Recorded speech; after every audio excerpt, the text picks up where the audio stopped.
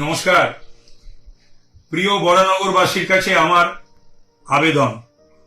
আমি 13 বছর আপনাদের সঙ্গে ছিলাম এবং সে সুযোগ আপনারাই দিয়েছিলেন। একটা ঘটনার প্রেক্ষিতে আমাকে বরানগর থেকে ইস্তফা দিতে হয় এবং যে দলের স্বাভাবিক কারণে আমি ঠিকই করেছিলাম যে তৃণমূল কংগ্রেস করব না, সেটা আমি আমার সহকর্মীদের নিয়ে মিটিংয়ে আমি সেটা সিদ্ধান্ত নিয়ে বলে দিয়েছিলাম, কিন্তু আপনাদের বলা হয়নি। আমি নিশ্চয়ই জনসভাতে যাব এবং বলবো। 13 বছর যদি আপনারা আমাকে যা বুঝেছেন, আপনারা যা দেখেছেন, আমি যদি বরানগরের মানুষের সঙ্গে থেকে থাকি, তারা যদি আমায় পেয়ে থেকে থাকেন, কোন রকম ভাবে কোনো অন্যায়ের সাথে যদি না থেকে থাকি, কোন রকম ভাবে পুরসভার কোনো কাজে যদি নাক গলিয়ে না থাকি, যদি থেকে থাকি তো তারা বলবে চেয়ারম্যান, ভাইস চেয়ারম্যান, সিআইসি এবং কাউন্সিলররা। বরানগরের মানুষকে যদি শান্তি দিয়ে থাকি, স্বস্তি দিয়ে থাকি, বরানগরের বিভিন্ন রাজনৈতিক মানুষেরা, আর অত্যন্ত রাজনৈতিক সচেতন জায়গা বরানগর, সেখানকার মানুষের মধ্যে যদি অশান্তি গন্ডগোল না হতে দিয়ে থেকে থাকি, অশান্তি গন্ডগোল হলে পরে যদি তৎক্ষণাৎ ব্যবস্থা নিয়ে থেকে থাকি, এবং বিধায়ক হিসেবে যদি পুলিশকে ব্যবহার না করে যা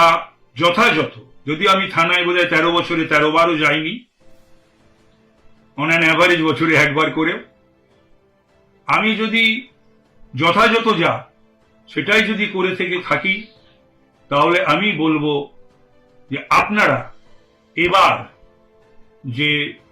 বাই ইলেকশন বরানগরে অনুষ্ঠিত হতে চলেছে, সজল ঘোষ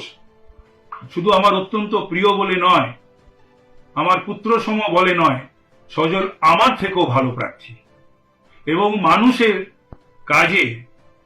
নিয়মিত আমার থেকেও ভালোভাবে এবং বেশিভাবে আপনারা পাবেন। মানুষের উপকারে, মানুষের কাজে যখন প্রয়োজন পড়বে দিন রাত এক করে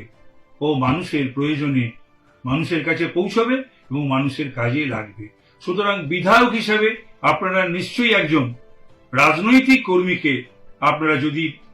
বেছে নেন, তাহলে সেটা সজল ঘোষকেই বেছে নেওয়া ঠিক হবে। সজল ভালো কর্মী, ভালো প্রার্থী, ভালো বিধায়ক হবে এবং আগামী দিনে আমি নিশ্চিত যে